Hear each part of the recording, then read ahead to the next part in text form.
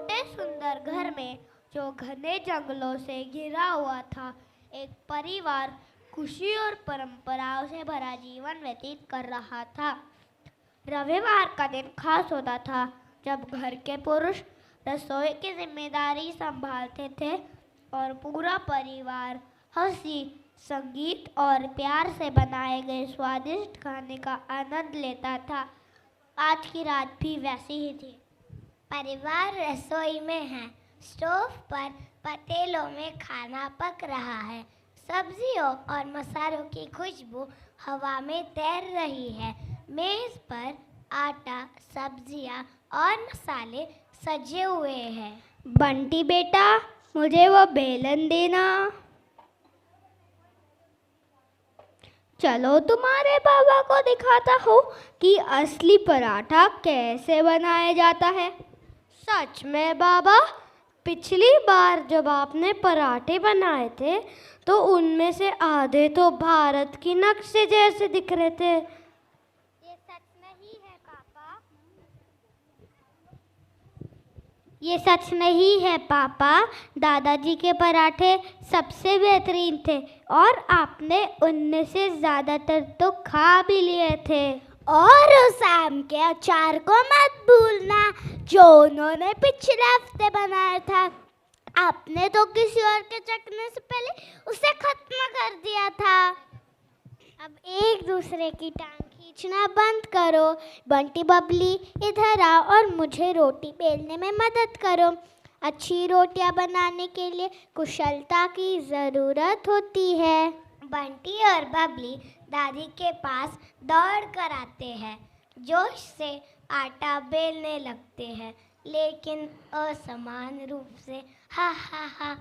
सब दाल चख लो, फिर मिर्ची डालना। पिछली बार जब तुम्हारे पापा ने मिर्ची डाली थी, इतनी मिर्ची डाली थी कि पड़ोसी तक छींक रहे थे। आछी आछी। हाँ पापा, आपने सोचा था कि लाल मिर्च पाउडर, टमाटर पाउडर। चुप कर नौटंकी, वो तो बस मसालेदार सरप्राइज के लिए था। हाँ। परिवार हंसता है। दादा तवे पर पराठों को पलटते हैं और बबली दादा की मदद करती है।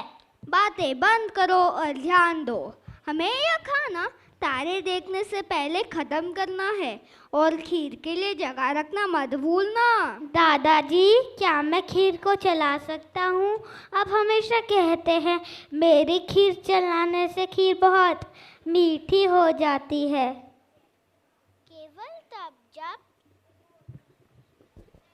केवल तब जब तुम खीर चलाते समय आधी खा ना जाओ।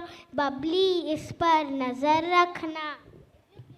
चिंता मत करो दादी, मैं ध्यान रखूंगी कि खीर सुरक्षित रहे।